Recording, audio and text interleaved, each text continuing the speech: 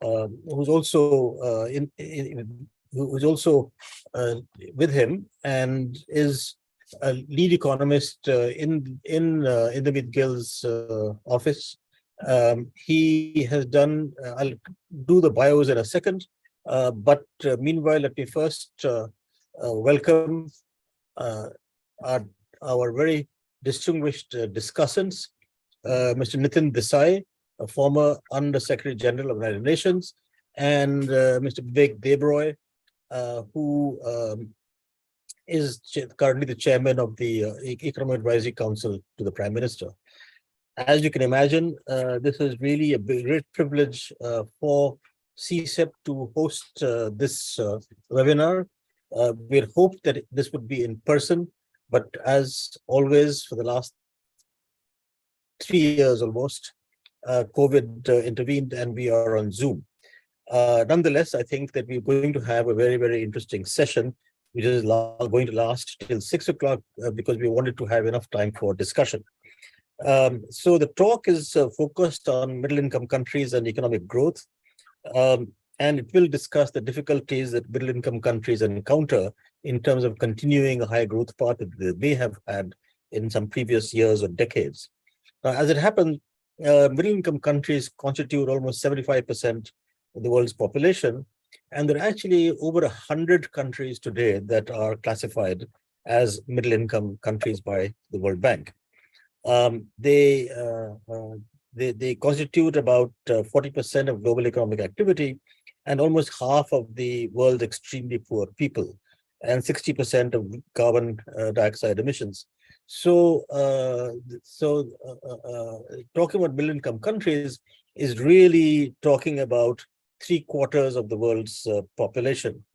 Now, concept that, as I understand, Indermit himself had perhaps coined, invented, or found was the existence of the middle income trap, where people have been saying for, I think, more than 15 years, that whereas many countries are able to get to the middle income level, but they're not then able to adapt further to continue growing further, there's only a very small proportion of countries that have escaped that middle income trap. So the current ongoing World Development Report 2024 is focused on middle-income countries and their growth. So this is very timely in terms of discussion, and I hope that some of the ideas that come through from our distinguished discussants, as well as perhaps from the comments later, will find their way into the World Development Report.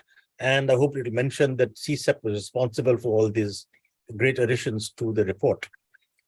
So let me now just first introduce key speaker, Indermit Gill. As I said, he is Chief Economist of the World Bank and Senior Vice President of Development Economics.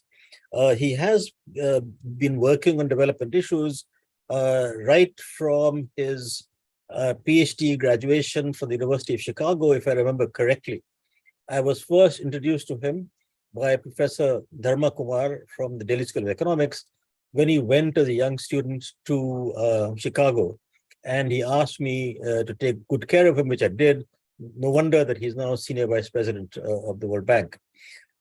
He, of course, had a great deal of experience in the World Bank, as you do if you work as long as he did in the World Bank. He's worked on sovereign debt vulnerabilities in recent years, green growth, natural resource wealth, labor markets, poverty, inequality, and what have you.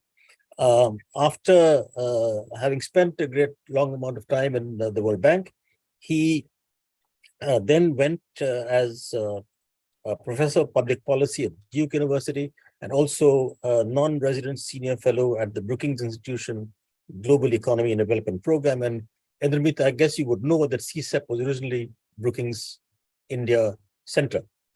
So there's a connection with where you were and where you are today. And he did spearhead 14 years ago, I guess, in 2009, the World Development Report on Economic Geography.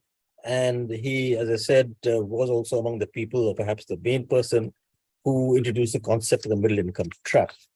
Let me now introduce his co-speaker, He, as I said, the lead economist in his office, but he is now directing the team for the World Development Report 2024, which is indeed focused on middle-income economies growth. He was the bank's global lead for territorial and spatial development, and lead urban economist in the global practice for urban, disaster risk, resilience, and land. Somik joined the World Bank in 1999 as an economist in the Developed Economics Vice Presidency. He has worked in more than 25 countries, including big ones like Brazil, China, India, Saudi Arabia, and South Africa. And he's widely published in academic and policy journals. His 2017 book, Africa's Cities Opening Doors to the World, has been downloaded over 100,000 times. And he has 3 million social media views, the book that is. He has also developed a novel data-driven approach to help city mayors rapidly respond to protect the citizens from the ravages of COVID-19. So his recent work has really focused on examining the drivers of carbon emissions across low and middle income economies, and also identifying the contribution of rising productivity and incomes in helping communities protect themselves from the risk of natural hazards, and examining the political economy of climate action. So he is very much at the forefront of current global development economic issues. What I haven't mentioned is the most important job he held was as an economist in the National Transport Development Policy Committee in India in 2011-12, if I remember correctly, which was formed by Prime Minister Mohan Singh and the Planning Commission of that time. And we then had the pleasure of working together then. So he can also, his advancement is obviously all related to all the work that he did with me 12 years ago. Our distinguished panelists, first, Dr. Bibek Debroy. He was educated at Delhi School of Economics and Trinity College, Cambridge. As I said, he is currently the chairman of the Economic Advisory Council to the Prime Minister, and is also Chancellor, Deccan College Postgraduate and Research Institute in Pune. He has worked in a number of places. Just like me, he can't hold a job for very long. So except the current one, which he has held for a length of time. He has worked in the Gokhale Institute, in the Indian Institute of Foreign Trade, the Ministry of Finance, the National Council of Applied Economic Research, Rajiv Gandhi Institute of Contemporary Studies, the PhD Chamber of Commerce and Industry, Center for Policy Research, and prior to the current position, member of Niti Aayog.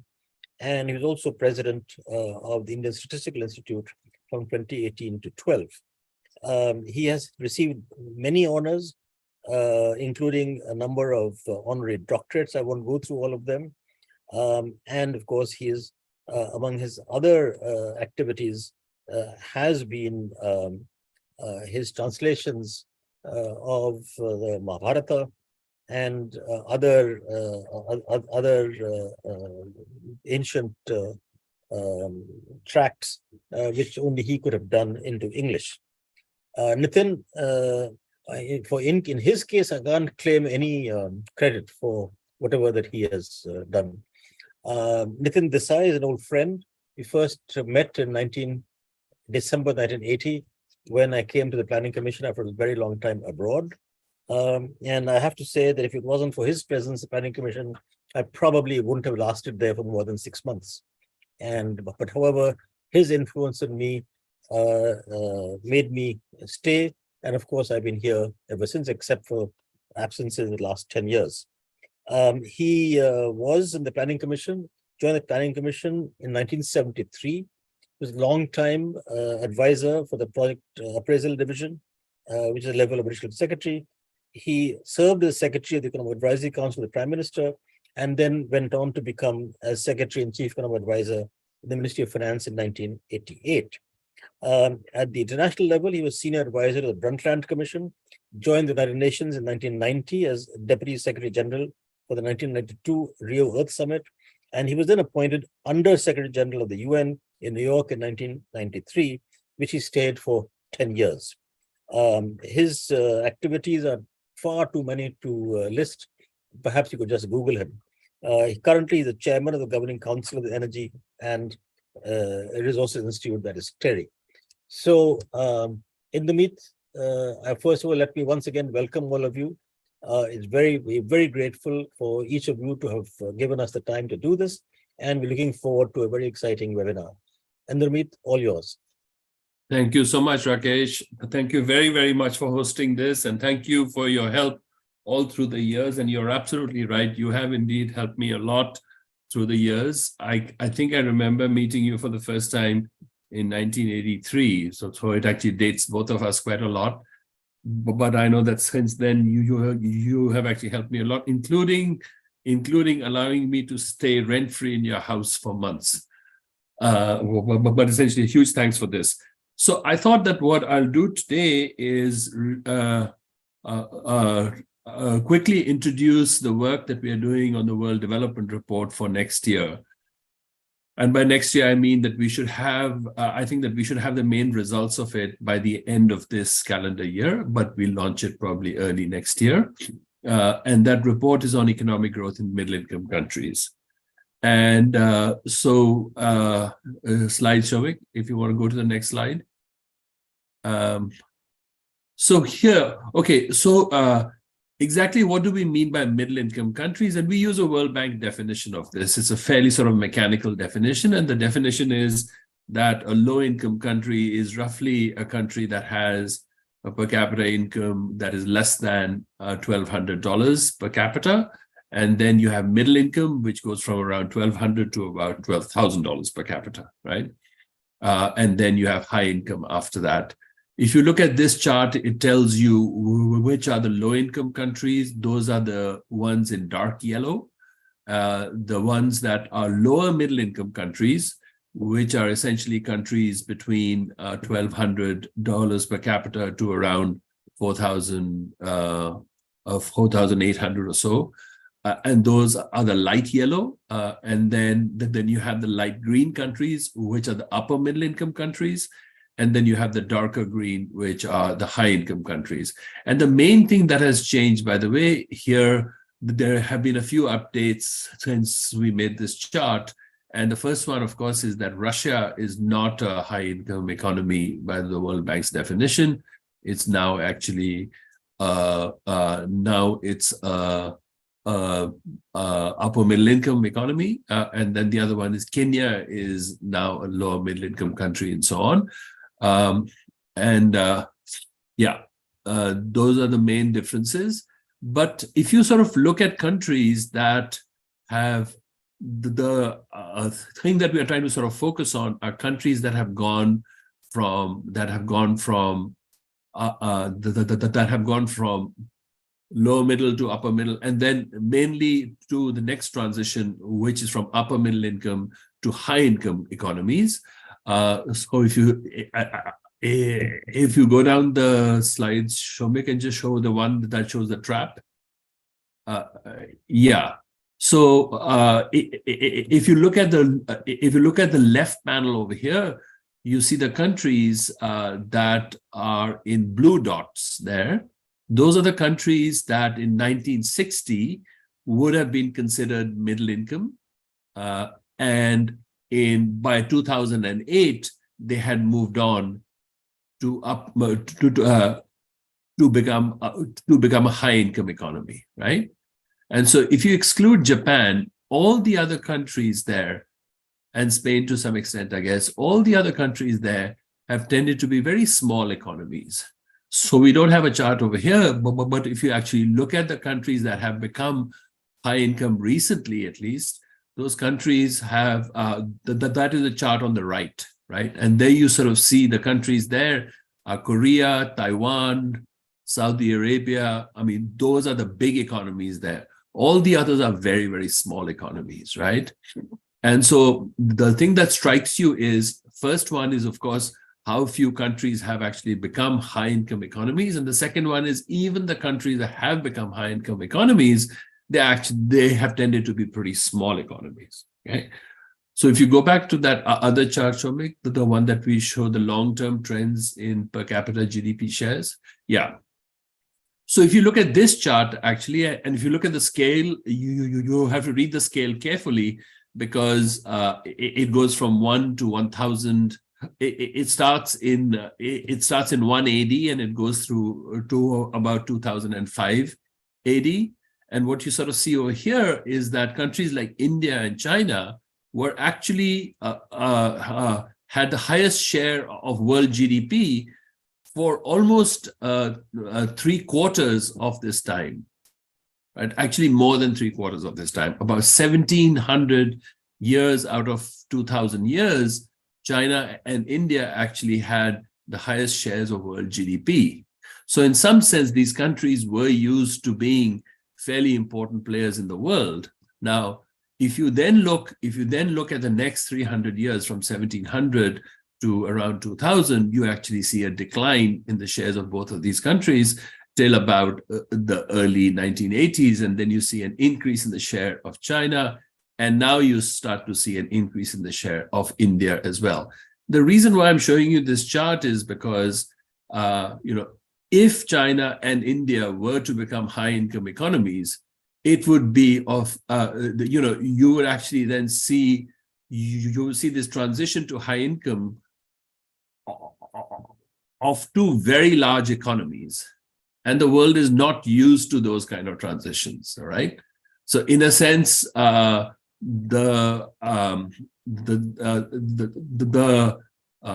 the middle income trap as well as the next World Development Report is essentially about the power of the incumbents. Okay, so essentially you essentially have the US, you have Western Europe, and so on,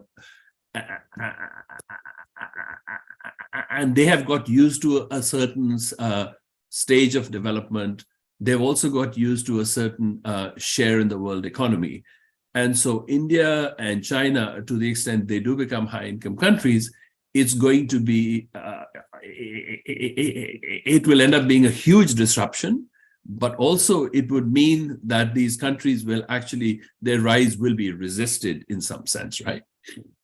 So that's what the middle income trap essentially is about. It's about the fact that it becomes very hard for countries to actually transit on to developed economy status, even if they get to middle income with a fair amount of frequency. So if you go on to the next, so here's what we're going to do. I just show you a few more slides on the middle income trap. And because I'm not feeling well, I'm not going to talk very much. And then I'm going to turn it over to Somik, who will actually tell you about the theory of creative destruction and how we are trying to implement that in the next World Development Report to identify the problems that are being faced by the middle income countries today. Keep going, Somik. So the thing I wanted to do was just to give you a little bit of history about how Homi Kharas and I actually came up with this term.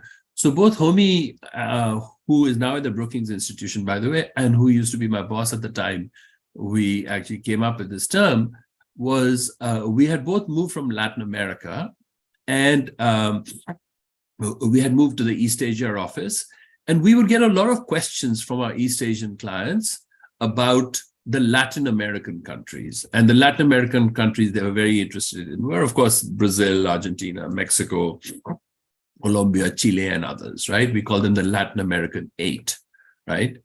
And the reason why they kept asking us the question was because it turns out that the countries that we call the East Asia 5, these were China, Philippines, Thailand, Indonesia, and Malaysia. These countries had come to the same per capita income range as that Latin American 8 in around 2000, right? So if you look at the chart, you see that what had happened was that the Latin American 8 countries had come to per capita income levels that would be classified as middle income in the 70s, 60s, and 70s. And then essentially they had stayed there. They had stayed there for the next 30 years, okay? And the East Asian 5 developing countries, you see essentially had a much more rapid rise. They went from low income in the 50s, 60s, and so on, and they had very rapidly increased to lower and upper middle income status, and they had reached that same status as the Latin America 8.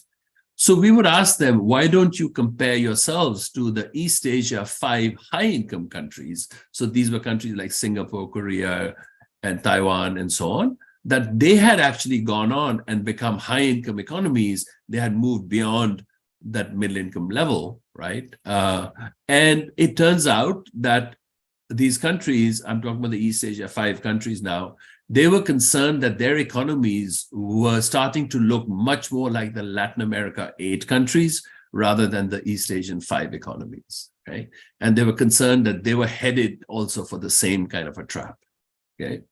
And we actually just casually mentioned that term, avoiding the middle income trap, in the book, but we really didn't get into much of a detail about exactly what this trap entailed and so on. It turned out that we actually had a lot of other nice things in this book, but the only thing the book got remembered for, Rakesh, was the middle income trap, that term, right?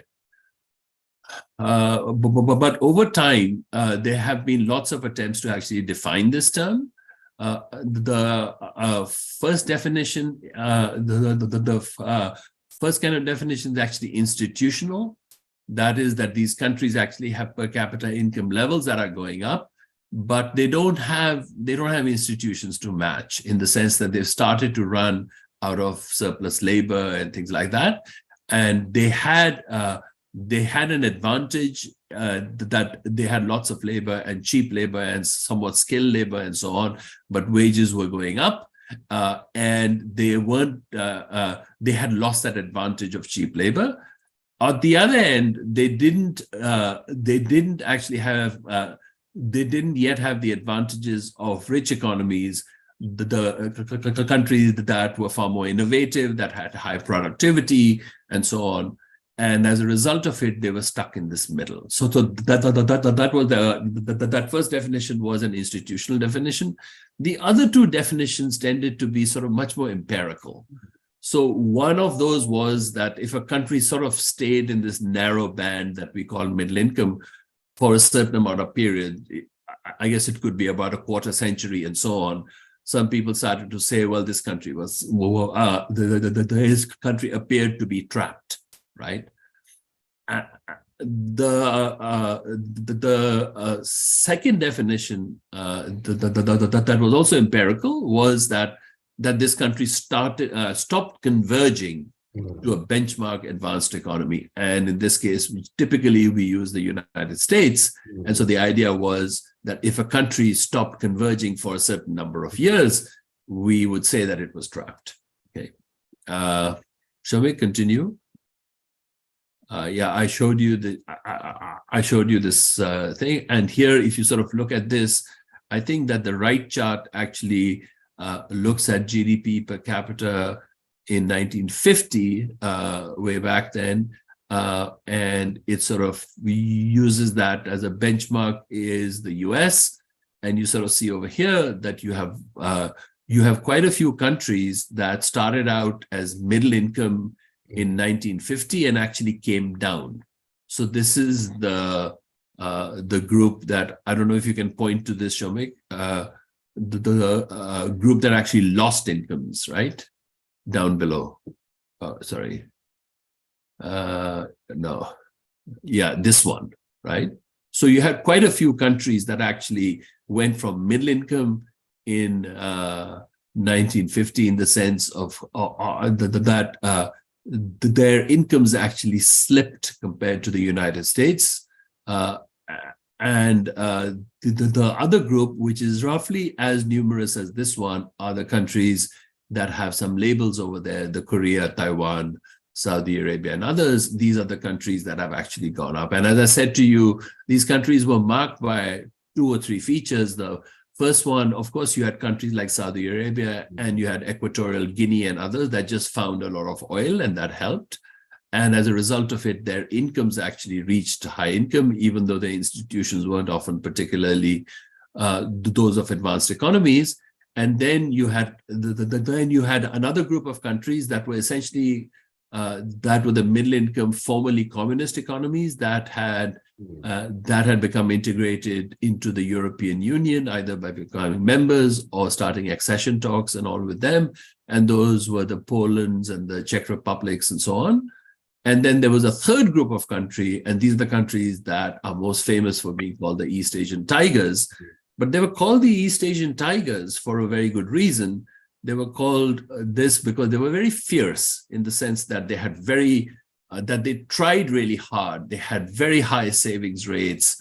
They made huge investments in education and health and things like that. They often postponed civil liberties and things like that, right? So they actually had to try very hard to actually get there. And in some sense, countries like India and China actually fit that stereotype more, in the sense that for them to actually get to high income, perhaps you would actually have to make a lot of sacrifices and so on. But the thing that we still lacked was any kind of a theory of why is it that that you had a whole bunch of these countries, that why did they actually stop converging to the United States? Why did they sort of get stuck in this mid-range and so on? And there were lots of all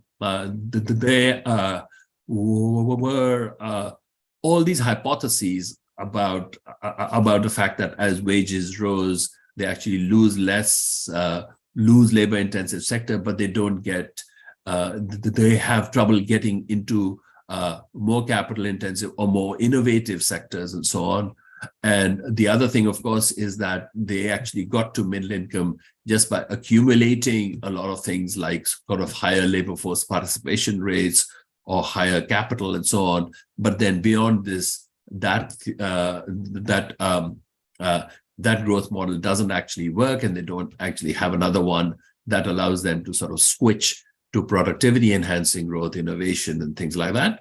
And meanwhile, you actually have two other things that happen to these countries. The first one is, of course, is that their populations start to age. And as a result of it, they start to sort of slow down because of that. And then now these countries also have a whole lot of pressures to actually move to cleaner, more expensive sources of energy. And that might actually slow them down too, right? But the thing that we lacked was a good theory of trying to sort of understand what is special about these countries and so on. So one of the things that we are trying to do with the World Development Report is to sort of see whether or not the theory of creative destruction that was pioneered by Schumpeter and then developed by people like Philippe Aghion and Peter Howitt and their colleagues, why is it that that theory actually might hold some promise in terms of understanding how best to do this? Over to you, Somik. I stop here.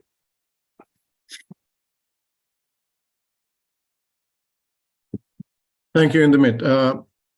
Friends, what you heard from Indermit till now was that in the traditional or the current debate on the middle income trap, there has been a focus on levels of income. But in the report, on the World Development Report 2024, what we are trying to do is to reframe the debate about middle income traps from being one about levels of income to stages of development. And I'd like to kind of start from a point Indermit made, that as countries start getting richer or accumulating more capital, the harsh reality of diminishing returns set in. So if you were to take the median middle income economy, and that could be around 30% or 25% of the US, if it was just capital that mattered, and capital accumulation that mattered, that economy would have income per capita closer to about 75% of the US. So the magic in here is actually much more to do with productivity. And that's kind of what we will discuss in the WDR on middle income development. So what in front of you is a chart that on the y-axis has accumulation, and the x-axis has relative productivity and its proximity to the frontier. The frontier here is taken to be the US. So how does a country grow?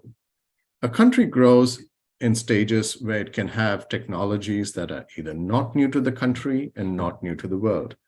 And a lot of focus in that economy would be about capital deepening and making much more use of resources. Most of us growing up in India, you know the word jugaad. When India in the 1980s was capital scarce, there are a lot of pictures like this in front of you where we made good use of scarce capital, try to do innovations, which weren't really innovations. That was just tinkering around at the margin to make do. Often these processes were legal, sometimes illegal, but it was just the kind of the Indian style of doing things. But then as countries grow from this deepening stage towards much more about diffusion, which is about taking ideas that are new to the country, but not new to the world, and dissipating it through the domestic economy, then the economy goes on a new path. Think about the story of Samsung. Samsung in Korea started off as this noodle-making company and was doing basic stuff. But as Korea and Samsung Korea started growing, Samsung started licensing technologies from Sanyo in Japan. It reverse engineered things, but when it did that, it needed more specialized capital. It needed more human capital. And then as the stages got more refined, Samsung started getting technologies from NEC, from Sony, making its own brands that many of us consume. So the idea of diffusion is very different from the one of deepening. It's not this incremental process. Many things need to change. The sort of skills needed, the sort of managerial capabilities needed, they change. And then finally, when countries move from there, from diffusion, to doing things that are new to the country and new to the world, we're in this realm of discovery. And here in this realm of discovery, you see this picture in front of you. This is an R&D lab in Monterrey, Mexico. And the idea here, these are really risky ventures. And the models and the systems that brought you to diffusion are not necessarily those that will take you to discovery. And what this means is a complete rethink of policies as countries go from one stage to another. As we were deepening, I think the only thing that mattered was to get more relative capital. Get in capital, build more roads, build more schools, things are good. But as you go into diffusion, scale economies start mattering. We need larger firms. We need larger cities. We need larger markets. Countries need openness to ideas and investments, lower barriers to entry and exit. But we also need specialized skills. We need engineers and bankers. But then as we go from diffusion, which depends on scale economies, to discovery, which requires risk and nimbleness, a different sort of things matter. Risk increases, capital markets, including venture capital, really matters. We move from a model of large firms to one where we have startup-driven growth in many countries. We think about global competition, antitrust regulations, killer acquisitions. So the development model is in fact not incremental, but they are step changes. So what we are doing in this report is trying to understand what is it that's really slowing down these transitions from deepening to diffusion to discovery. And we are using this creative destruction lens, which really requires a framework that considers the relationship between incumbents and entrants, a point Indermit made earlier. And this creative destruction lens, based on advances in modern Schumpeterian growth theory, I think really allows policymakers to bring in microeconomic insights from industrial organization to real macroeconomic problem. And for the past 30 years, this has been examined as a macroeconomic problem. And the value of creative destruction framework is that now we can start thinking about heterogeneity among agents. You can have different types of firms, such as small firms, large firms, new and old firms. We can have different types of workers, unskilled and skilled, rural and urban. And in fact, what we have seen in the work we are doing, you can really apply this framework to different energy sources, both clean and carbon intensive, reliable and risky. But very important here is that this is one strand of economic analysis that recognizes the importance of both creation, that is startups, investment, new skills, innovation, It recognizes the value of destruction. Some things have to close. Skills often get obsolete. Energy assets often get stranded in the process of structural change. And it recognizes institutional inertia, because how it provides insights into the forces of preservation, maybe it's societal arrangements, it's biases in public policy. So what I'll do in the next 10 or 12 minutes is give you a few examples. But first, let me tell you 3 charts or 3 pictures that gives you the essence of what we are doing in this report. First, think about in your mental model, there are these new entrants, new firms, new workers, new energy sources, who really have the new ideas to push out the technology frontier. So these are the creators in the economy. Now, we have incumbents. They can be state-owned enterprises. They can be energy companies. They can be elites in society. In a symbiotic model, they're working together with entrants to push out this knowledge frontier, taking the economy through diffusion into discovery. But there could be another version of this, is a predatory model where the incumbents are actively working against the newcomers to kind of block out new ideas. So this sort of stress, this kind of challenge between entrants and incumbents is really the essence of the work we are doing in the WDR on economic growth. So I will give you 5 specific examples to tell you how this works in practice. First is about the relationship between growth and firm dynamics. And one of the things that we see is that for an economy to be firing, it needs both large firms and small firms. Since the large firms in the models that you see in the framework provide scale, and scale economies are really important, but small firms bring about change. Let me show you an example for India and Italy to show you how this works in practice. So first, this is a chart many of you studying economics would have seen. It's a chart by Shi and Klenow looking at average employment in firms in the US, in Mexico, and India over their life cycle. And these are charts about firm dynamics. In the US, firms start out small, but by the time they're about 30 years old, they have employment sizes and value-added sizes 16 times what they started. In Mexico, the number is close to twice as large as they started. India is a little worse. What we do, our average firm size is about 1.5 times from birth. So that tells you this process of creation that is and growth is really being stymied. But this average picture in Shi and Klenow is really a bit suspect, because as you start looking into the details of Indian industry, you see a lot of variance. And in fact, you have many large firms, many firms which start large, but the median firm probably starts small. But what we do find, and this is research by our colleagues Ufuk Akchit and others, that the average life cycle of the Indian firm is flat, but some Indian firms at the top of the distribution are growing fast. So this, after 35 years, they're about 7 or 8 times what the firms as they started off to be. Now, to be really efficient, they would probably have to be several-fold larger. But we do have some creation taking place and growth taking place in the Indian economy. But what's really striking is exit.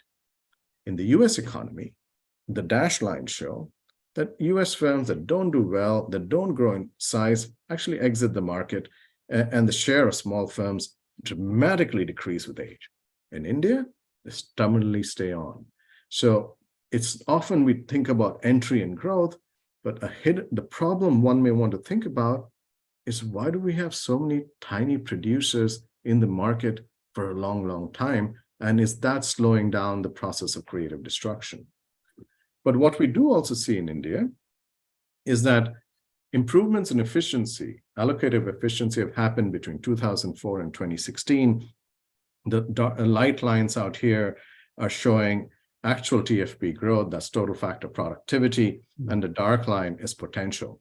So what the dark line shows is that what would have happened to Indian firms and the Indian economy had things been allocated efficiently. But what Indian improvements do is that in response to efficiency improvements, Indian firms start innovating. And this is a really positive sign for the Indian economy. But what we also see is during episodes of economic growth that were rapid, firms in China and Chile actually benefited from far higher improvements in allocative efficiency, that is, policies that reduce misallocation. Now, in an unhealthy economy, on the other hand, the relationship between incumbents and newcomers is pretty toxic. An example here is Italy. The data here you see in front of you is the market leader in the economy. The dark lines in red, the dark bubbles, are the market leaders in terms of patents per worker. The golden bubbles are, in fact, politicians per worker. So rather, as these market leaders get important in Italy, rather than being innovators at the top, what they end up doing is collude with politicians to actually block new entry. So this is kind of the whole idea, the model. Think about that. I told you about the incumbents working very closely to block new entrants from coming in. The second part of this creative destruction argument is the link between growth and industrial organization. And an important insight of this theory is that competition and innovation are complements. They're not substitutes. Taking an example from Chile, where the antitrust authority actually started enforcing collusion, enforcements, abuse of dominant position. And at that time, all the firms were faced with intense competitive pressure. But what the research shows, the firms that were in the top percentiles of total factor productivity increased their productivity more than other firms in the same market. So what we're seeing is that competition is pressuring the leaders to innovate, because they innovate, they reduce managerial slack, they use resources more efficiently. But the lagging firms who can't escape the competition lose market share.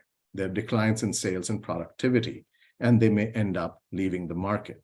So this is really the process of creative destruction in play. I'm going to skip over the institutions part because we can discuss Korea's role in the question and answers, but I'll tell you two more stories. One is about technology. And right now what we're seeing is that the energy transition is a major opportunity to diffuse innovation. But in most cases, it's really being held back by these incumbents. Think about these technologies. So what our team has done is to look at all kinds of patents registered in the US Patent Office. And not surprisingly, climate patents, in fact, outstrip all other patents right now. And the rate of growth of climate patents is among the top 5 globally. And this is compared to AI, cloud computing, smart devices, online streaming, and such. And what we also see this year is that clean energy financing is now over $1 trillion. And between 2009 and 2019, the levelized cost of green energy, such as solar, has dropped from one of the highest to one of the lowest. So you'd be thinking, it's a no-brainer that we should think about an energy transition from brown to green. But what we see is that the playing field is not level. In Mexico, for example, fossil fuel R&D far outstrips any research and development for renewables. In India, the data show that, in fact, between fiscal year 20 and 21, subsidies for fossil fuels far dominate any kinds of subsidies for renewables coming in. Then there are broader issues about global investments in energy by state-owned enterprises. And as you see, they're far more in fossil fuels than in any others. And then we see electricity generation market shares by state-owned enterprises. A country like South Africa has about 90% of it by the state-owned enterprise incumbent, in a place where much of the renewable energy is done by the private sector. And now for the spirit of time, I'm going to end with my last example on growth and social mobility. And this is an important part of the report, because in most studies of economic growth, we think about enterprises. And then sometimes we talk about innovation. But an important part of this debate is to ask the question, what if more people could produce more ideas?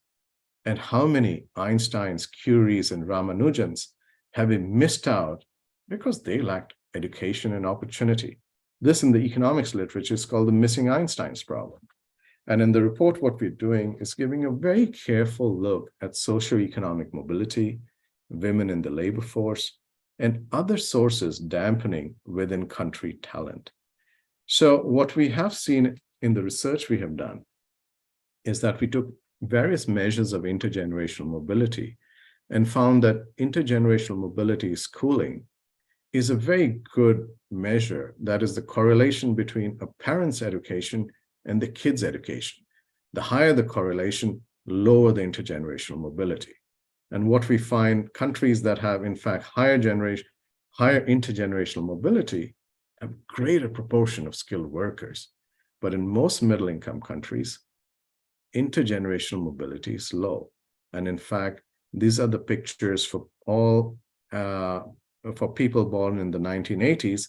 So there would be kind of 40-year-old adults today, and looking at intergenerational mobility, lower middle-income countries and upper middle-income countries, they're significantly lower than what we see in high-income countries.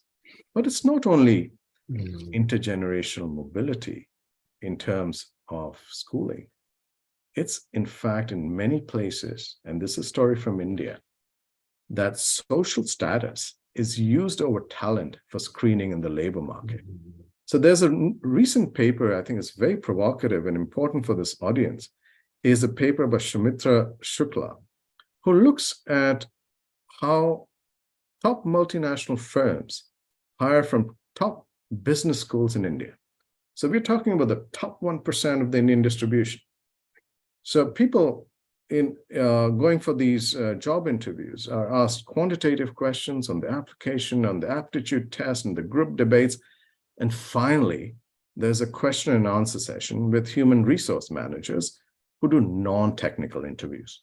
So what they ask is innocuous questions, which could be thought about as thinking about fit in the organization. So what are your favorite hobbies? Where do you live? What do your parents do? And it turns out these are not used as cultural fit, but it turns out, unfortunately, they're used as caste screening. And in fact, people of lower caste are getting wage offers 10% or so lower, controlling for everything else compared to other peers. In terms of lifetime earnings, this is a huge loss. And this would really disincentivize many people from spending all those resources sending the kids to the top schools. So when talent is not the only thing used in the labor market to screen, the huge implications for long-term human capital development. So I'm going to end with this slide that just to kind of recap what we were saying, that middle-income countries really need to recalibrate the growth strategies and economic institutions to support this transition from deepening to diffusion and discovery. But these transitions are not automatic, and countries can get trapped at each stage. And analyzing these transitions from deepening to diffusion and discovery requires a framework that really takes into account the relationships within incumbents and entrants. And what we are trying to do in the World Development Report is to bring forth advances in modern Schumpeterian growth analyses to such assessments. And finally, a country's growth strategy and its economic institution have to be as dynamic as its firms and entrepreneurs. And what we are doing in the report is to shed these ideas on three major policy issues. One is on keeping markets competitive. Second is on making elite echelons contestable. And third is engineering a steady energy transition. Thank you very much. Thank you, Rakesh. I guess the main point behind these models, Rakesh, is that that instead of having a representative agent, we actually have a distribution of agent in each case. It makes these models more complicated, but it also provides the kind of insights that you need for economies that actually have to undergo these institutional transitions really, really quickly. But over to you, Rakesh. Thank you. Thank you very much, both Indermit and Somik. I must say that this looks like very exciting work. I obviously do have many comments, and I'll leave that to the discussants. But certainly exciting work, and in some sense, different from what one usually expects from the World Bank. So I'm delighted that Indermit, you are leading this charge, and along with Somik. Bibek?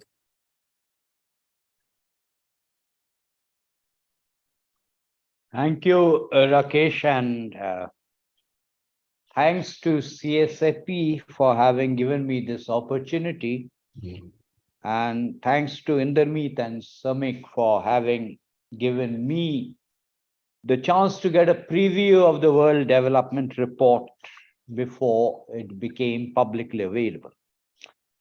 I'd much rather, Rakesh, you made your points instead of roping me in as a discussant. But since I have been roped in as a discussant, here I go. In any analysis like this, particularly since this is happening, webinar or not, in Delhi, and since several of us live and work in India, inevitably one looks at analysis like this with an Indian perspective in mind. Cross-country work is always very difficult because one is talking about a diverse range of countries, and India is more heterogeneous than most. So when I went through this very, very detailed presentation, there were two kinds of lenses I could use. One is, here is a reform agenda. Here is a reform agenda, a reform template for every country in the world, and India is no exception to that. And the second one is the concept of a middle income trap, and whether that serves any useful analytical purpose over and above articulating a reform agenda. Rakesh, I used to think that Indermit was responsible for this in 2006, 2007, but you corrected me and said it was 2009. A minor point about a chart on India's share, this is a very minor point, which is from Madison and those who have followed Madison's work. While the chart is absolutely correct about the share of India and China in global GDP, minor issue about whether that India is the same as the geographical India today. But there's a difference between showing the aggregate size of GDP and the per capita.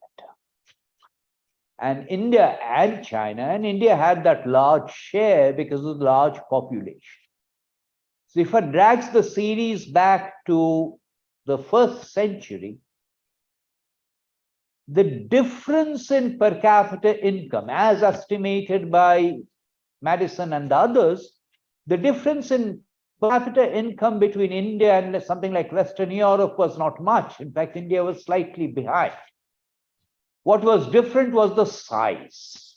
So that particular chart showed the size. It might be interesting to have the per capita income also, the per capita income slide also, just to make it clear that it was the size that was making the difference.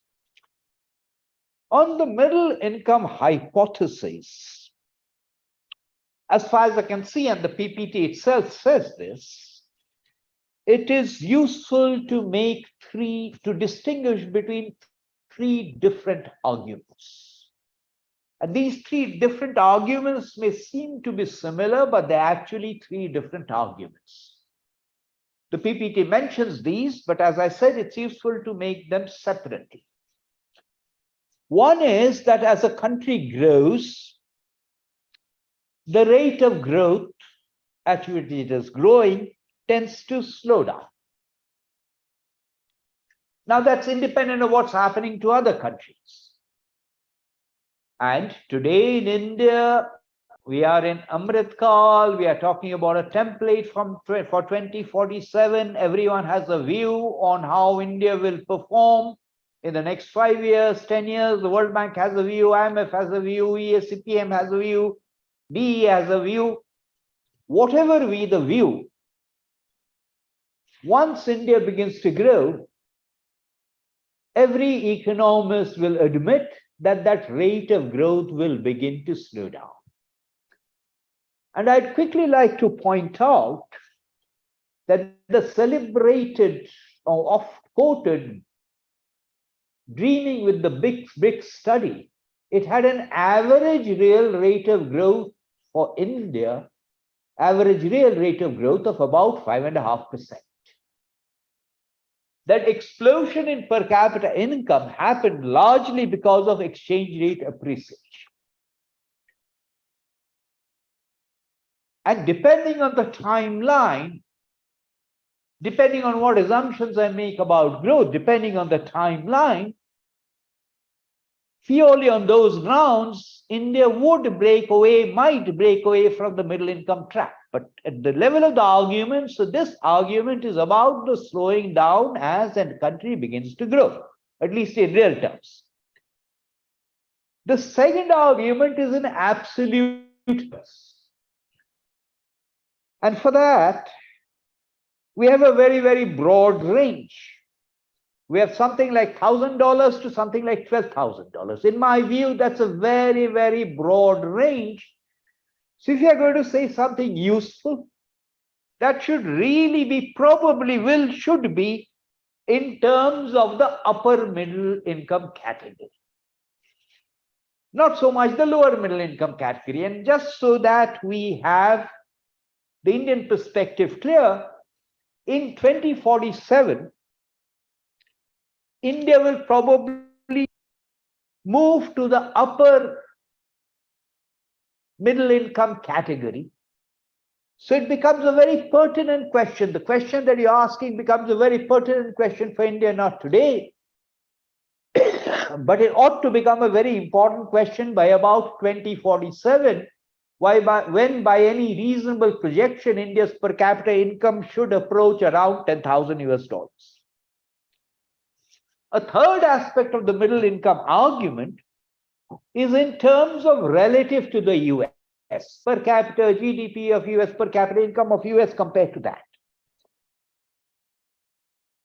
Once I have disentangled these three hypotheses, the question to ask is the case for a middle income trap borne out empirically? And is it borne out theoretically? As far as I can make out, after the World Bank first came out with this in 2006, 2007, as far as I can make out, the empirical literature cross country is still a maybe. Maybe yes, maybe no. I may be wrong because you've said that it seems to the countries that have broken out are small countries. But my impression is that the empirical hypothesis or the empirical validation of the hypothesis is still not very robust. We now come to the theoretical. And the theoretical argument is essentially based on a country that is industrializing, a country that is catering to the export market. I have absolutely no quarrels with the reform agenda. And I will come to that in a moment. What I'm sort of asking a question about is to articulate the reform agenda. How strongly do I need to push the argument about the middle income trap? Because it seems to be neither necessary nor sufficient.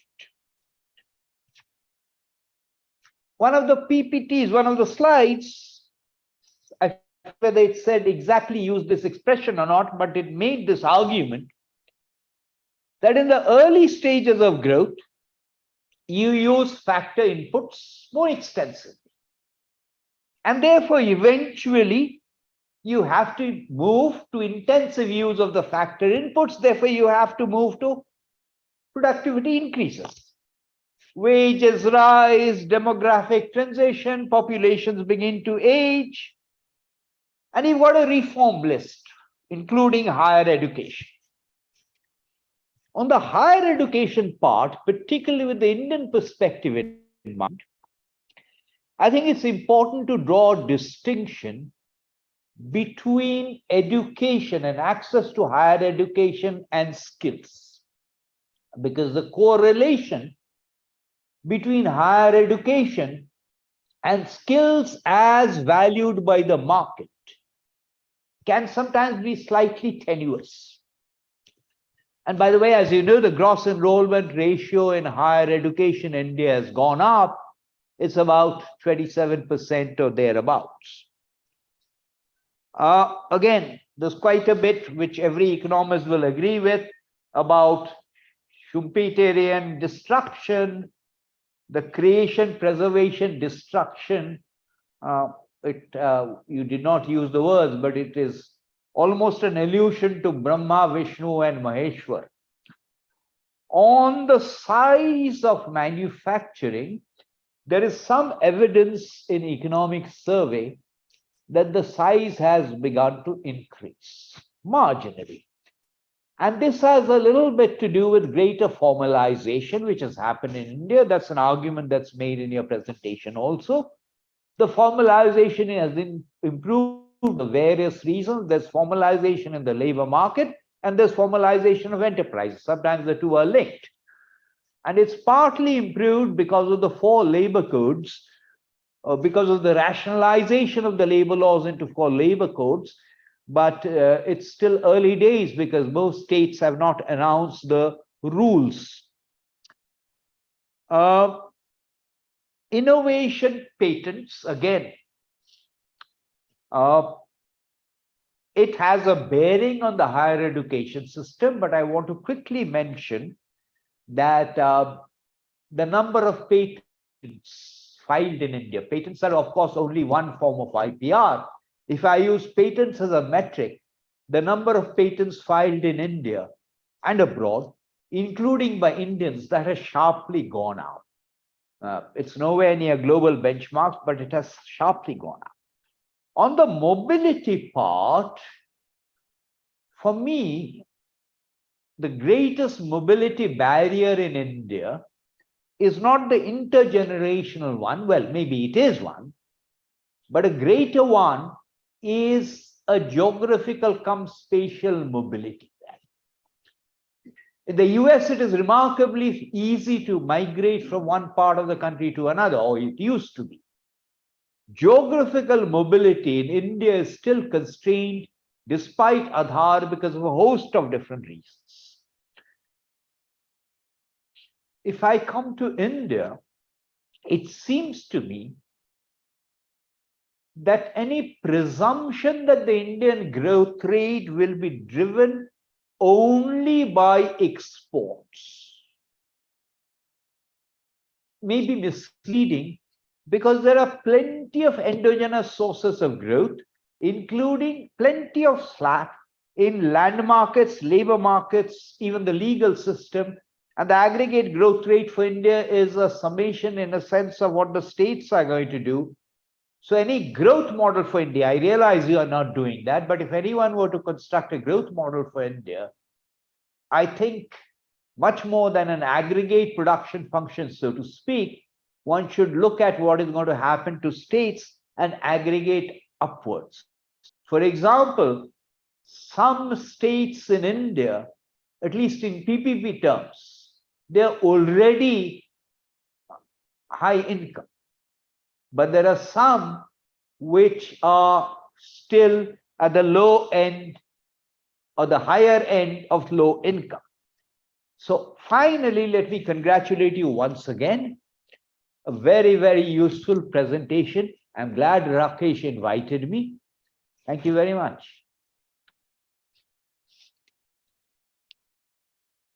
Thank you very, very much, Bibek, for your usual very, very incisive and thoughtful comments. And I wonder how much more incisive they would have been had you got the presentation more than 24 hours in advance. So thank you so much, Bibek. Always delightful to listen to you. I'm glad we didn't send the presentation too far in advance. Nitin, all yours. Thank you very much. Let me begin first by joining Bibek and you, Rakesh, you in really thanking the Indermit and Somik for this rather interesting and challenging presentation. And what I really welcome is the shift that in your focus very much to the Schumpeterian creative destruction model, which is something that I hold very dear. In fact, I wanted to begin by just mentioning that 3 months ago, when I was asked to talk about the third Sukhumbai Chakravarti Memorial Lecture, I really ended up by saying that if you really want to understand the dynamics of growth, you really have to look at, well, not just Schumpeter and creative destruction, because growth is a product of this equilibrium generated by a new person coming in and reshaping an industry. There are others I referred to in which you may not approve of, like Kaletsky and Marx, but leave that to one side.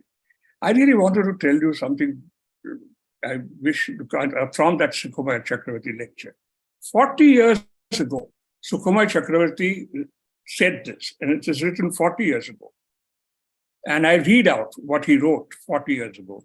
I believe that today material capital is losing out in relative terms with regard to human capital. Once upon a time, it was assumed that natural resources were the key to development. Coal and iron were supposed to be the sinews of economic growth. I'm not suggesting they are no longer not important, but organization, motivation, and creativity would appear to me to be just as important, if not more. While we have acquired considerable skill and expertise in running complex industrial processes, our innovativeness as a nation is yet to be shown. I read this just to tell you that Sukhumbai Chakravarti, in a way, anticipated this approach 40 years ago. And in many ways, this is absolutely central. Now, it is true that what you are talking of, the challenge of moving from diffusion to discovery, in India's case, is probably, as an economy as a total, we are not going to be reaching the upper end of the middle income status till about 25 years from now. Does this mean I wait for 25 years for worrying about diffusion to discovery? We are certainly moving in many areas from the deepening to diffusion, but do I have to wait for this? I would suggest to you that we need probably a more flexible approach which looks at sectors a little differently. And I want to give one example. And that's the example of our infotech industry. An infotech industry, this has been an exceptional, if you look at the infotech industry growth in India over the past 30 years, you will see that those graphs will look very much like the sort of graphs you've seen in the growth of the East Asian countries and so on. But I would now argue that here is I have a major part of the economy which actually accounts for a pretty substantial chunk of our exports, which is at this barrier between diffusion and discovery. And you're seeing this now, for instance, in a lot of the things that are going on. So one of the things that I would urge is that don't just see this as an economy-wide issue of diffusion to discovery. It is something which may vary by what is it that this economy is being driven by. If, as in our case, it was being driven very much by the infotech industry, then this is something that should be worrying about. I may not reach $10,000 till 2047, But on this sector, I may run into the difficulty of stagnation if I don't address the issue of diffusion to discovery. The second point I wanted to stress, even in the context of infotech, is in a large country like India, you should not look at this diffusion to discovery largely in terms of what it means in terms of exports. It's certainly important in terms of exports, but it is also important in terms of how you integrate these with your domestic economy. One of our weaknesses in India is there is only 20% of the turnover of the infotech industry actually is domestic sales. 80% is export. But yet at the same time, the domestic digital industry is developing fast. The government has been very good in this, in developing the public digital networks, like Aadhaar, like UPI, the new things that they're doing for bank accounts, what they're doing also for e-commerce, ONCD, etc.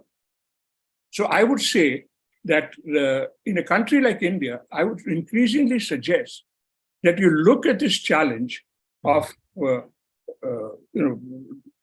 Schumpeterian challenge as an integrated thing between those things on which you depend on for your foreign advances and what you depend on for domestic market expansion, etc., etc. How do we do this? India is not very good at R&D. That's whatever you may say about patents. The fact is, the percentage of our GDP that we spend on R&D is about 0.7%. It is way below what is there in other countries. There is, even in our infotech companies, the percentage of the turnover they spend on R&D is under 1%. And these are companies which are involved in that. Now, infotech is an interesting one to look at because it also, to some extent, reflects the sort of things that you were talking about. Is the incumbent somebody who's going to stand against a startup? Is the incumbent going to be with the startup? In this case, the incumbents are not against the startups. And in fact, there are a huge number of startups in this industry. And that's something which is very important. 25,000 startups are as important in India's infotech industry as the 5-7 big companies are. So in many ways, looking for variety of this sort is, to me, important. I'm not going into other sectors. I'm just talking about infotech because in some ways it illustrates what we have been talking about much better than, if you like, the economy as a whole. So the challenge, the one thing that you correctly mentioned of small industries remaining small industry and continuing to survive is important. One of the weaknesses of India has been that till recently we had policies which actually stopped small industries from expanding, partly because of the fact that the transition from a certain number of employees to a larger number of employees makes you subject to all sorts of regulatory restrictions and so on. But leave that to one side. I think it's also something which is determined by the structure of the market and the economy. I think you're absolutely right to focus very strongly on mobility. But the mobility that I think you correctly focus on is not geographical mobility necessarily. It is, I would call, mobility in skill acquisition. When you describe on the lack of sufficient intergenerational mobility in education or elsewhere, what we're talking about is mobility in skill generation in the population. And that is what the mobility that we ought to. And I completely agree with you that one of the greatest weaknesses has been we have not successfully done enough on that front. And to some extent, the differences I see between South India and to a certain extent Western India and North India is partly attributable to the difference in that education systems. The very substantial difference in the education systems there, which were much better in terms of allowing people to accumulate skills than the systems up in the North. So my point is that, yes, India will not, as a country as a whole, will not reach that challenge of if I take a place like the UP, I won't worry about discovery as there. I was worried from just simply getting it into the diffusion stage. If I were looking at Tamil Nadu or Maharashtra or something, I would probably start worrying about that stage. So in a sense, India is a very varied country, and the challenges that you mentioned are relevant for certain sectors and certain parts of the country.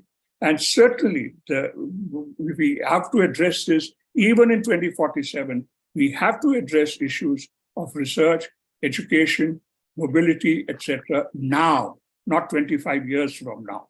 And I'm very happy with this report, and I look forward to when it comes out next year. And I hope that we will be able to use it to put some pressure on the government of India so that they are probably willing to look at these things. So thank you very much. And I once again thank you for a very nice and interesting report. Last point, you did not mention the Korea case that you had presented in the presentation. One small request I have is when you do the report, try and also look at the China case. Yeah. In many ways, for a country like India, that China case would be even more interesting. And I hope that your report will say something more about what happened in China over the past 30, 40 years, particularly from this package of deepened diffusion and discovery. Thank you very much. Thank you. Thank you very much, Nitin, once again, for those thoughtful remarks, being aware of your sense of economic history and also history of economic thought. I would suggest, Somik and Indermit, that you do some brain mining with Nitin. There's a lot of there to mine as you do your report.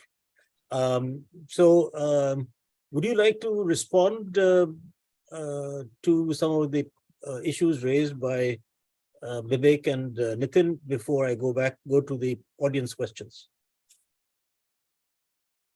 So I could actually wait until we get questions from elsewhere. I don't know, Somik, do you want to?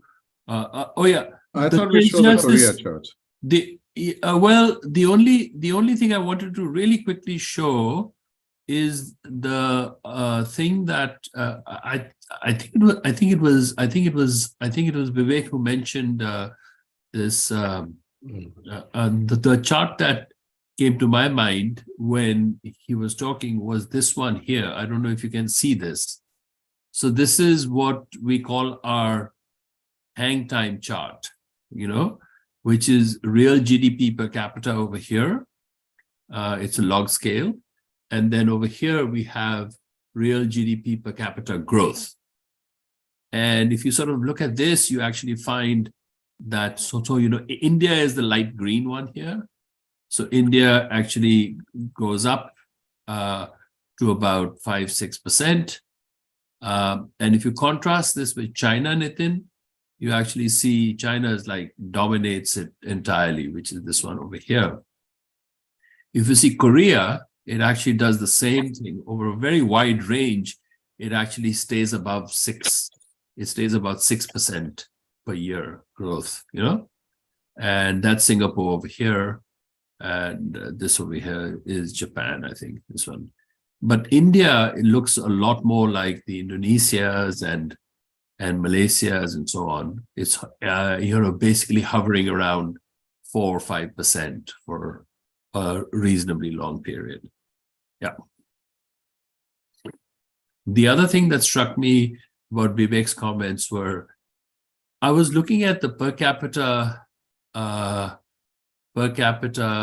GDP across the states, and I think it would be worthwhile looking to see whether or not this the differences across states in India are greater or smaller than the differences in GDP per capita in China during these periods.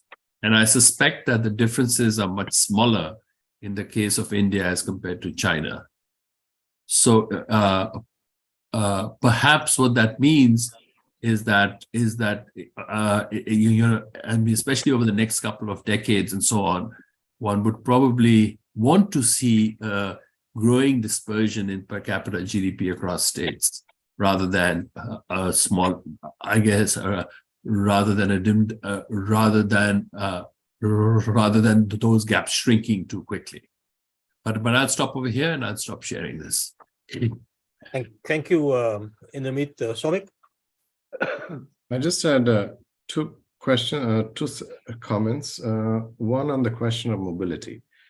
So both Dr. Desai and Debroy, you mentioned mobility in different angles. In fact, we're looking both at spatial mobility as well as intergenerational mobility. I just used the example of intergenerational mobility here, but one of the bigger cases that we see are these papers of India's limited spatial mobility because of the public allocation or distribution system. So we're looking at both and trying to see what matters.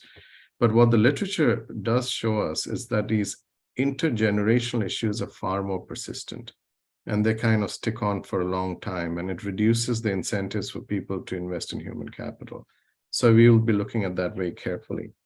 Second, Dr. Desai, you mentioned this issue about network scale economies and the tech sector. In fact, we spent some time today having a conversation with the people who work on the digital public infrastructure and trying to explore whether the digital public infrastructure in India can be used as a way to get entrance into the market, because now they don't have to invest in network scale economies, but they can plug and play.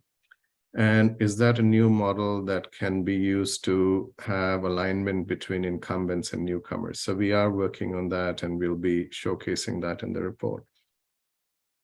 Dr. Debroy, on your questions on convergence, much of the literature that you have correctly pointed out, I think, shows that the cross-country convergence in income levels and the lack of convergence is a questionable one. There are papers that have been published over the past few years saying that, in fact, convergence conditional convergence is happening, but the speed of convergence is incredibly slow. So for an average middle-income country to grow to high incomes, it would take upwards of 75 years. Now, is that something, even though if the numbers in general saying there's a positive trend in the data, the speed of convergence is so low, right? So I think we are trying to also make a case. Don't look at the levels of income. Look at the stages of development. That's why we're looking at these issues of capital deepening, diffusion, and discovery as ideas that the things you do when you have to deepen are quite different in terms of policy, in terms of firm dynamics, in terms of social mobility, than when it comes to diffuse new ideas and when it comes to taking risk and discovering. And I think this is really building on micro foundations and moving away from these cross-country growth estimations to see what's happening within economies. And I think the point Dr. Desai made is important and we'll take on board is for large countries, there may be different sectors at different levels. And it might be useful to recognize that. And that's something that we haven't done in our articulation yet, but I think going forward, we should bring that in. And then the point, Dr. Debroy, you made about what's the theoretical point? That's a great question. In this move from diffusion to discovery, there are all these coordination failures and first mover problems. As risk is increasing, as we do discovery, 8 out of 10 will fail. Who are the agents who will make that change? Who are the agents that will kind of test incumbents and allow for newcomers? So it's a whole new way of thinking about coordination failures, not just market failures. And those, we believe, are the real traps that are holding economies back. I'll be happy, to come by and maybe we can talk further at some point, but these are great comments and we'll get back on the details to you as well. Thank you. 2 other quick points, Rakesh. The first please. one was, I think, so I agree with Bibek that actually the existence of a middle income trap is neither a necessary nor a sufficient condition for the problems that we're identifying to be sort of important and to need to be tackled. I think I guess the only thing, Bibek, I would sort of say is that somehow this term middle income trap seems to sort of get the attention of policymakers a lot, and so it's a great way to just frame it, because especially in East Asia, they're just obsessed by it, The other thing, I guess it came out of a discussion both with Suman and also a presentation that I saw Nitin make during the last Kautilya conclave, had to do with this, are we asking middle-income countries to grow without fossil fuels? Or are we sort of expecting them to do this without, that they will need to get to high income without fossil fuels? So one of the things that we tried to do, Nitin, was to also, just as we move away from representative agent models when it comes to enterprises and to households, we also thought, let's look at the dispersion of energy sources across country groupings. So when we looked at that, we actually tried to look at it from high carbon sources like coal all the way to clean things like hydro and so on, and try to see what share of energy of low-income countries, middle-income countries, and high-income countries comes from these different types of things. And one of the main things that comes out, Nitin, is that the main difference is not in the clean sources. It's really on the fact that you actually find that high-income countries have moved from very high carbon sources like coal to mid-carbon sources like gas, And so then you start to think about what's a successful energy transition. Is it one in which you actually find that the rich countries move from mid-carbon to low carbon, and the middle-income countries move from high carbon to mid-carbon, and then on to low carbon, So how does one do it? Because right now, the way that I would frame the debate is the rich countries will stay where they are because their emissions are fairly low, emissions per capita are fairly low. And it's the middle income countries like India and China that should leapfrog all the way from coal to clean, And so we are actually looking at those transitions and all too. The only argument in favor of that kind of a transition is what's normally called as lock-in, And so then you start to see, okay, you don't want middle income countries to move to the middle because they'll get locked in there, But if that's the case, then it would also be the case that high income countries are already locked in there, So what's the rationale for saying that, oh, you can't move the same way that high income countries moved? You have to move in some very, very different way. But we are hoping that some of these things, we'll actually come back to you with some early results, Nitin, and we'll actually try to get your views on this one too. Rakesh, one quick word. Please go ahead. I wanted to suggest to you that in many ways, instead of focusing just on middle income trap, focus on middle development trap rather than middle income trap. And then you can talk separately about the energy industry, about the infotech industry, about agriculture, and so on. Well, in many ways, it's quite relevant. This deepening diffusion discovery parameter that you are putting out is very relevant if you start looking at it as a middle development trap rather than just as a middle income trap. And even a poor country may face a middle development trap somewhere, So that's what's looking. Just a thought that I leave with you. Thank you, Nitin. Thank you, Somik, Bibek, and Indermit. Now we have half an hour for discussions. One general point that's kind of been touched on, but Sujit Bhalla has asked, and I happen to agree with his question. Therefore, I'm taking his question first. One that was the original middle income track thesis in terms of constant US dollars or PPP. Are the results different? I think that's a broader question, actually, than I think the way Sujit has put it. That just as Nitin just referred to, is high income the same, or advanced economy or high income the same as developed country? And so it's really looking at development, because one of the things that does happen as you grow in income is, of course, the PPP factor becomes less and less. So this is also to do with the convergence issue with the meet. That is the convergence, if you look at PPP, the same results as you get from market exchange rates. That's one.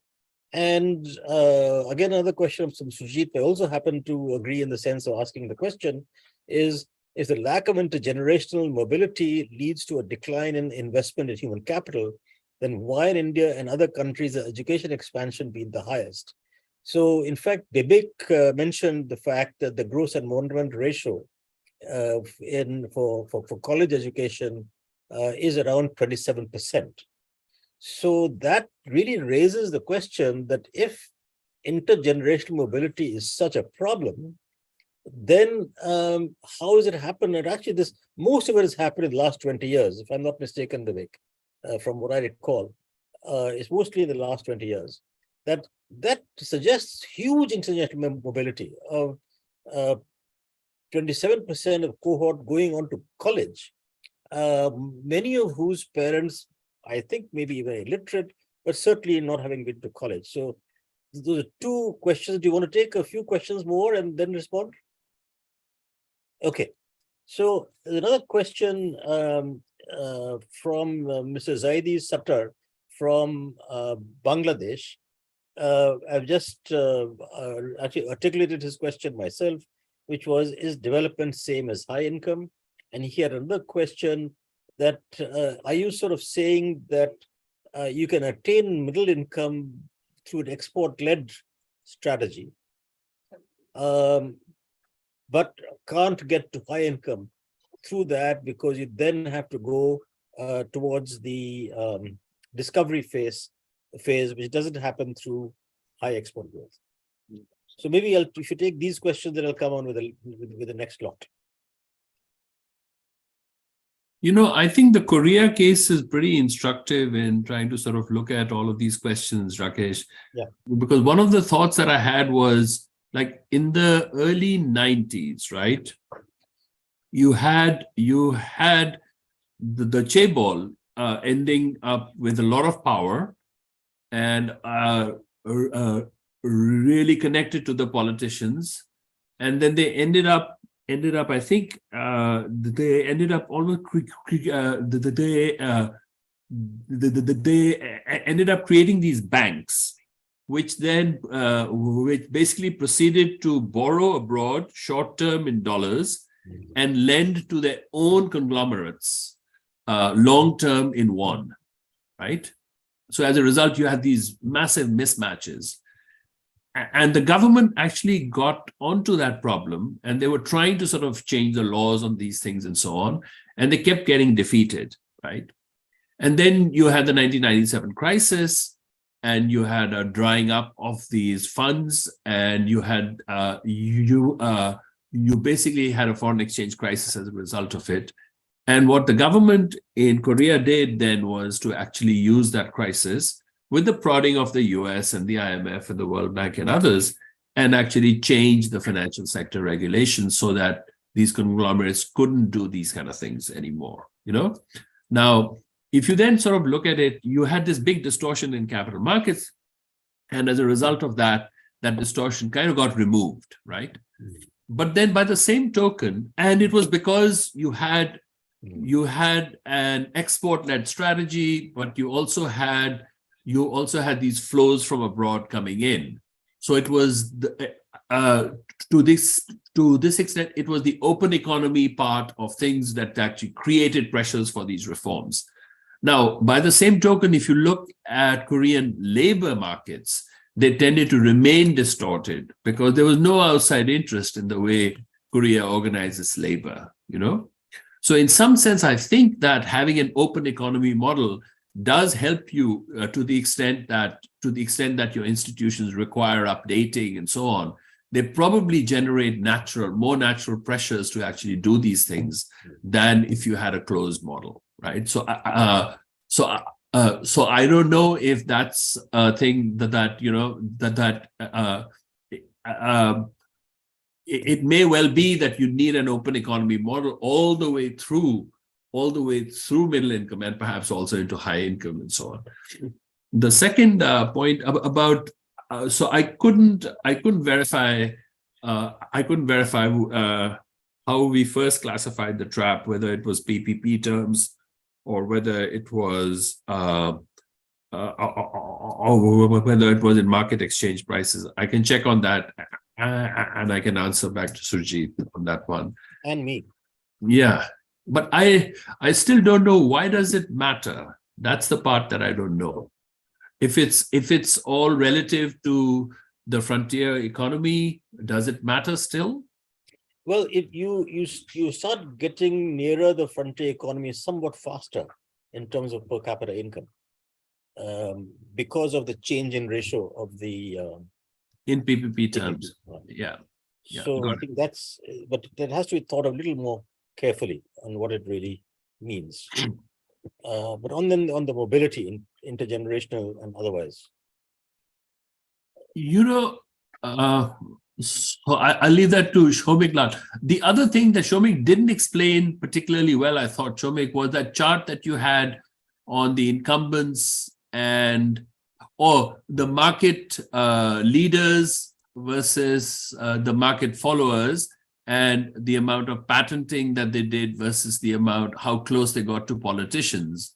That was a striking chart in the sense that you actually find that market leaders in Italy tend to have more top-level politicians on their boards and things like that.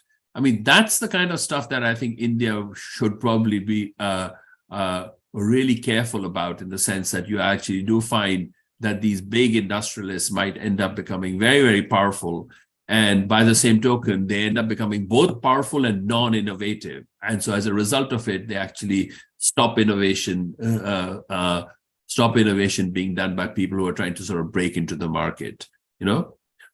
So I would actually worry about that for India. And I would worry about that for India even at this stage, not at the upper middle income stage, but also at the lower middle income stage, for the kind of things that Nitin mentioned, in the sense for a large economy, you have some sectors that are that actually do need to move on to the next D, from deepening to diffusion to discovery. And so you don't want to be sort of too dogmatic about it, saying that, these kind of problems, we can wait until we get closer to the upper middle income levels, or well into the upper middle income levels. I think India probably has to deal with all of these problems all at once. The last thing, the last thing I wanted to say is that if you look at the kind of things that Korea did, so I can actually show you a slide on this one. If you look at the kind of things that it did, it is truly remarkable how difficult these things were for any country, including Korea, right? And the sort of things that Korea did was quite striking, in the sense that if you sort of look at, so I have a chart over here that I can show you. Yeah, so here, hold on just a second. Let me quickly get to this. Whoops, sorry. Let me share my screen for just a second. Please bear with me. Yeah, so here,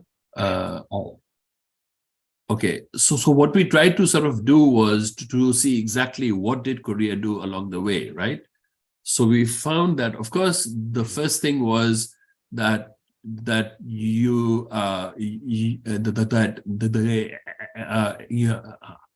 especially after 1997-98, a competitive exchange rate, you shift from quantitative restrictions to tariffs, and then you lower the tariffs, you reduce the barriers to FDI, you also sort of take privatization of state-owned enterprises, you allow the regulation of new, and do actually much better on competition, property rights early on, fiscal balance, government spending, tax effort, etc. So I show all of these things to my students sometimes, and they all sort of agree with all of this stuff. And then they hate this chart, because if you sort of look at it, you actually find that this is all textbook Washington consensus stuff. So it's not, these are the necessary conditions in a sense, not sufficient conditions, but necessary conditions. And then if you sort of compare them with the Brazils and the Chiles and the Mexicos and so on, I think some of this is an important part of getting out of this middle income phase quickly. Let me stop here. Thank you, Indermit. Somik, you're going to say something on mobility? Can I just share my screen for 1 second?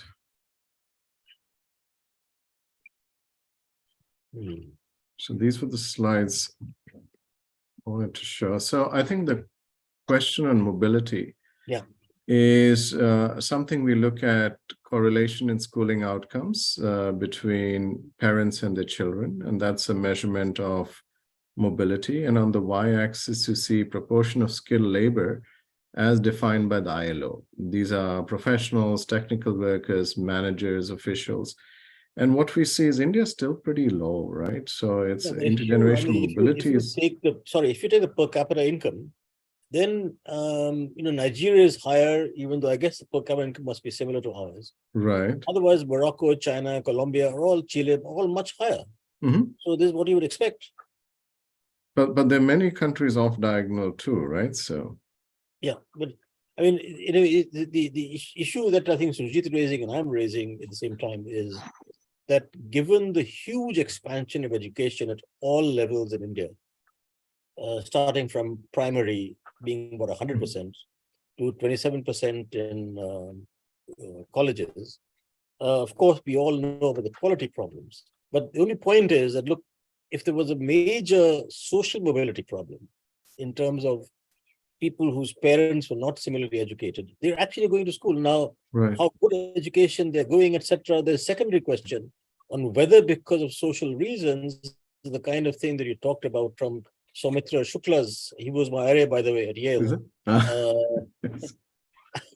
The Federal Reserve now, I think that that's what he was doing in his dissertation, actually. It was very interesting. So there could be this issue of social mobility, that even if you get educated, because of your background, you don't have the same opportunities. But that, I mean, yeah, I think that's generally true. Okay, so some other questions that have come from the audience. From one second.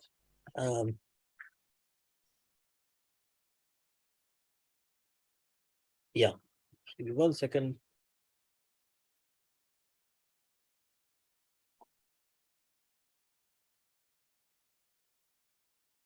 Yeah, there's a question from Mayank Jha.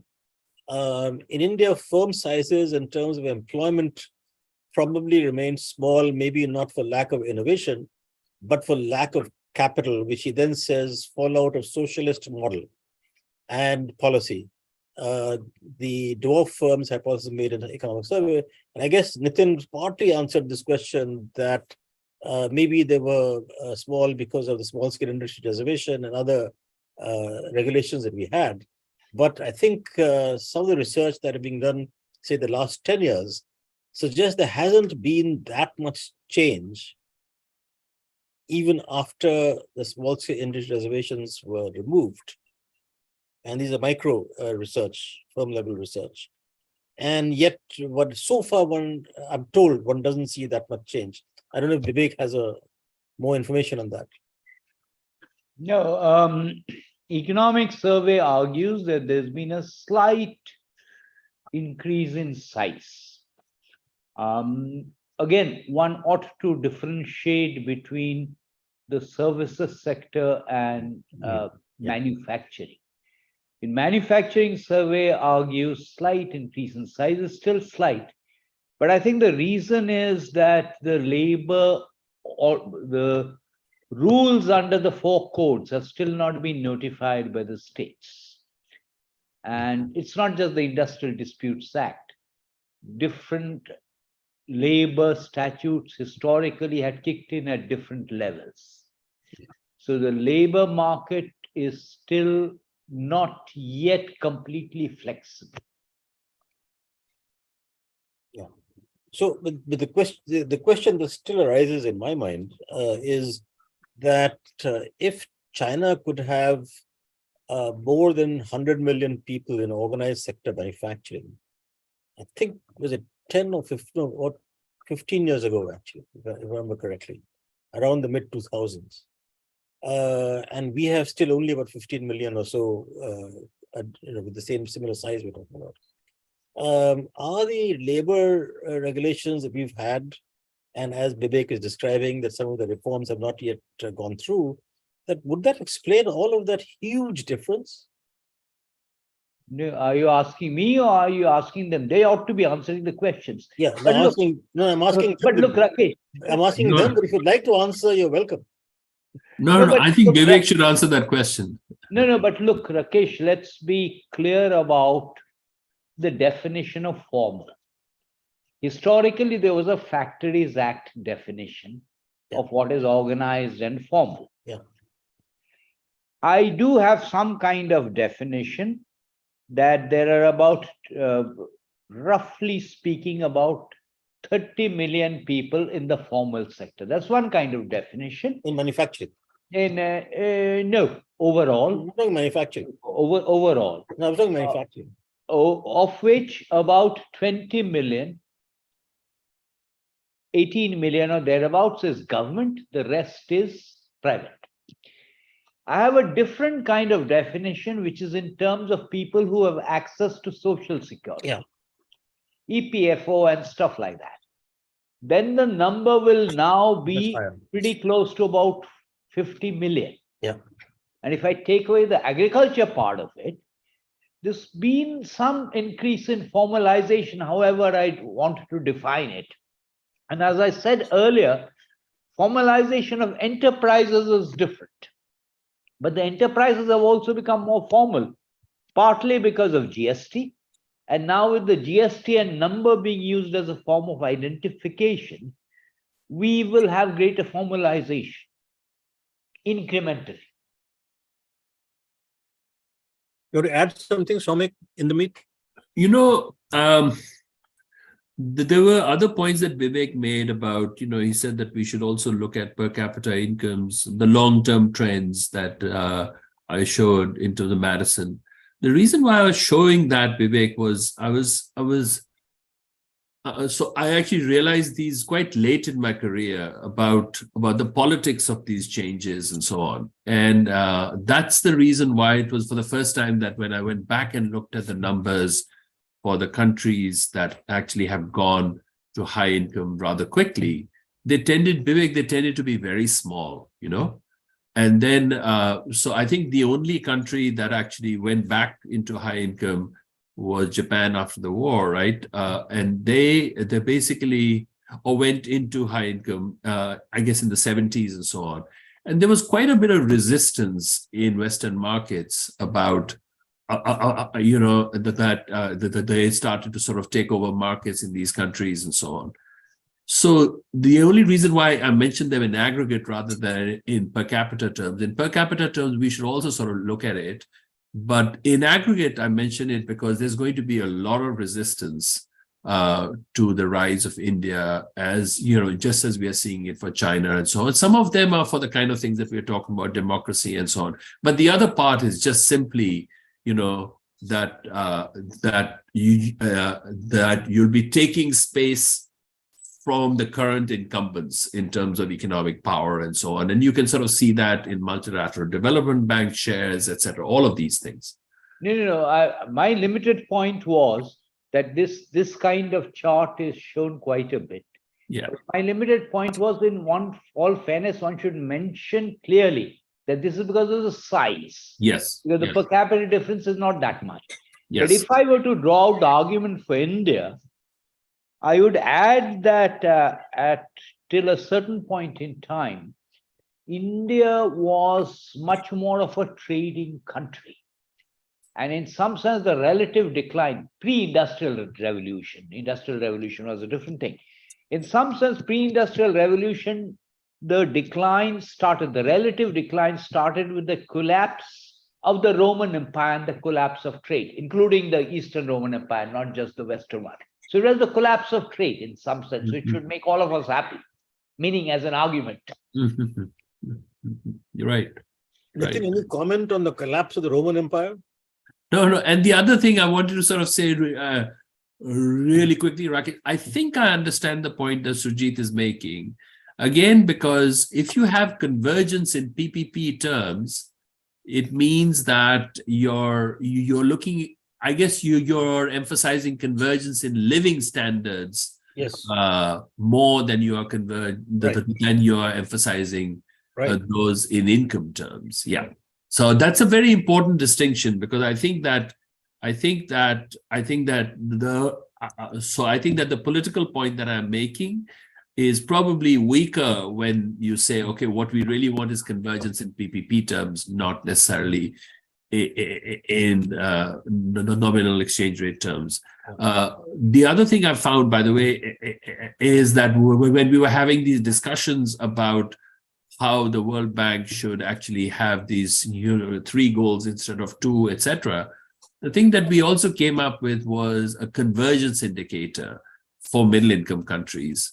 And I was surprised that people who are actually very much in favor of convergence within the European Union in all forms, PPP, income, etc., living standards, everything, were not as enthusiastic about it when it comes to things in global terms. Just so you.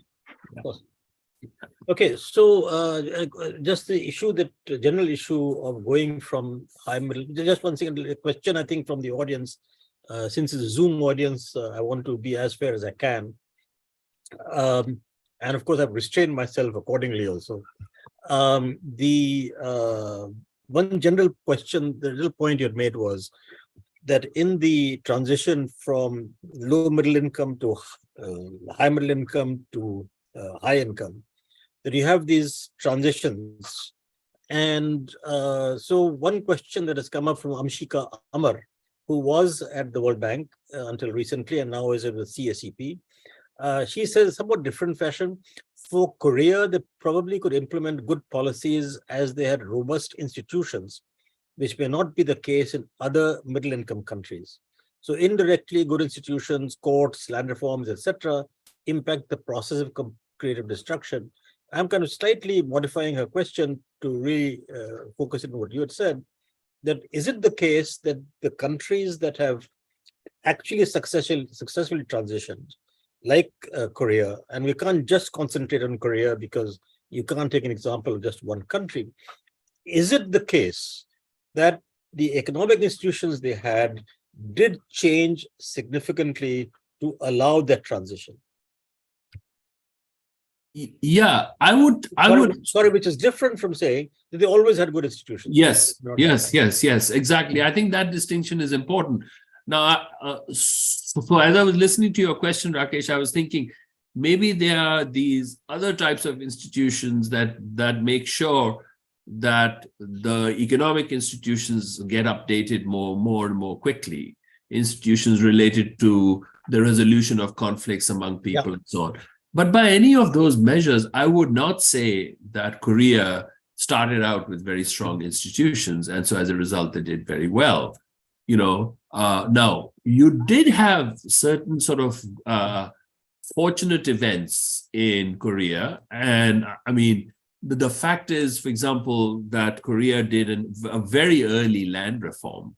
And you could call it a fortunate thing, or you could call it something that was actually forced on Korea by the fact that there was a North Korea and a South Korea. So South Korea had to sort of compete with North Korea in terms of egalitarian institutions. So as a result, they actually put that and they redistributed the land, like 2/3 of the land very early on, for probably the same reason that Taiwan did something very similar too, because Taiwan was competing with mainland China in terms of egalitarian institutions as well. So they had these sort of lucky instances in some sense that they ended up with it. And by the way, one cannot overemphasize the importance of some of these things. For Korea then being able to get to high income with a Gini coefficient of something like 0.25, as compared with Chile that got to high income, but with a Gini coefficient of 0.5, So as a result, you end up having a much stronger set of economic institutions and so on in a country like Korea than you did in the case of Chile. And as a result of it, Korea then, starts to keep going upwards, and it's now at $38,000, $40,000 per capita, while Chile has been hesitating, coming back down again. So these are the sort of things that are actually part and parcel of the modern theory of creative destruction as adapted by people like Gill and others. And that was part of the reason, Rakesh, that was the reason why we thought, let's bring in this toolkit into our understanding. And the sense that I got, Rakesh, was it was almost like what you really need to do is that you have to come up with an X-ray of the economy to actually understand, exactly what is the anatomy of an economy in a sense. And we were using X-rays While these guys were actually saying, well, we actually have MRIs and things like that, which will help you understand this much better, So that's what we've tried to sort of do, is bring in some of these guys into the team. And as a result of it, what we are ending up, so, it'll end up being as much of a data agenda, just so you know, because while these are better instruments and so on, they're much more data demanding. Yeah. So I think it was the last question, since it's 5:55 and you have to catch a flight tonight. And I think one good thing that we have done is that we've improved your health, because from the beginning to now, you're certainly looking brighter than you did in the beginning. So what this means is, if whenever you don't feel well, just let us know and we'll organize a webinar from wherever you are. One last question, it's a good one, I think, interesting one, for looking to the future, actually. So this is Sandeep Hasurkar. What role will demographics play in breaking out of the middle income trap, including moving to diffusion and innovation, particularly in the case of a country with severe demographic challenges like China, and a rapidly changing geopolitical economic scenario with growing barriers to global trade and slowing investment-led engines of infrastructure and real estate? So again, if I can broaden that question, that one of the different things that is happening in the next, say, 20 years or 50 years, as compared to the previous, is actually many populations will decline. And so then what happens to diffusion, innovation, discovery, growth? And will it be more difficult for high middle income countries to graduate, or low middle income countries to graduate to high middle income countries? And why? Yeah, I don't know if Somik wants to answer this question. Do you, Somik? Well, I have one part of the answer, and maybe I'll turn to you. So if human capital is an important driver of growth, and the number of people getting human capital reduces, then we have to figure out ways that more and more people get specialized skills, because that's the only way we can go from diffusion to discovery. And I know there were questions on the validity of the social mobility metric and others, but more economies and societies have intergenerational social mobility, the greater is the incentive to acquire specialized skills. One of the famous examples here is that if Americans at the turn of the 20th century were asked whether Black Americans should get education, Black Americans would have said no, because they thought their place in society was one where they did not find the returns to education. As a result, white Americans felt no value to giving them education. But those norms have changed. And clearly, I think more and more people getting specialized skills is very important, especially when the number of people in the economy is shrinking. But Indermit, let me turn to you for a broader answer.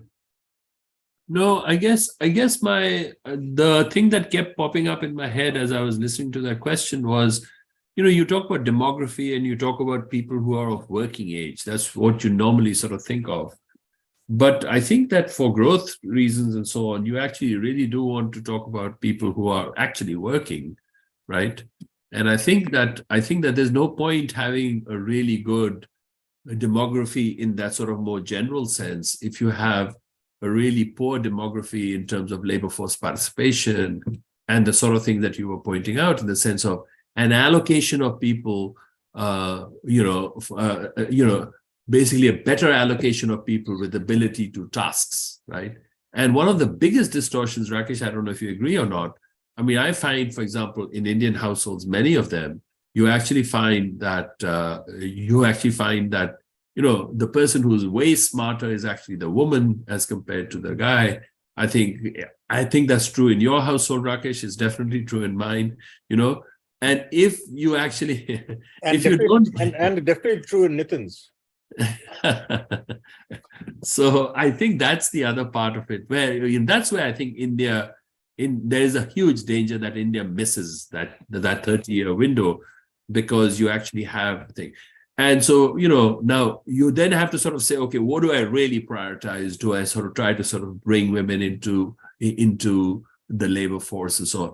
Now, I'm sure that the solution won't be just one thing, but the fact that we don't have a manufacturing sector, an organized manufacturing sector has got to be a problem here, because one of the things that you sort of saw in East Asia and so on, that light manufacturing was the sector that pulled people who were being released, especially women who were being released out of agriculture as they were part of an urban labor force. That was a natural place for them to go in. So you have these case studies between West Bengal and Bangladesh and all to indicating the same thing and so on. So I think we probably sort of get into all of these other issues. But again, it's my own sense of it is that the thing that I take away from all of this stuff is, one, if the report cannot be useful to India, Somik, we would have failed. It can be useful to like 10 other countries, but if it's not useful to India, I think India is our sort of main candidate for you to see how useful it is. One of that is that. The second one is this whole thing about the power of incumbency, whether it's male, female, or whether it's rich, poor, or whether it's like big firm, small firm, and so on. I think that's the sort of key thing holding back these countries. I think it's worth testing that hypothesis too. And to the extent that that is a central part of the Schumpeterian hypothesis, I think it's important. But this was a very, very useful thing. And you're right, I feel much better now than I did at the beginning, Rakesh. Thank you very much. Well, I better conclude since it's just 1 minute past 6. There is a couple of suggestions just arising from the last few points you made. One, that this issue of export of low technology or labor intensive or whatever you call it goods. There's the kind of conventional wisdom today is saying very much, look, people have missed the bus who were not on the bus earlier.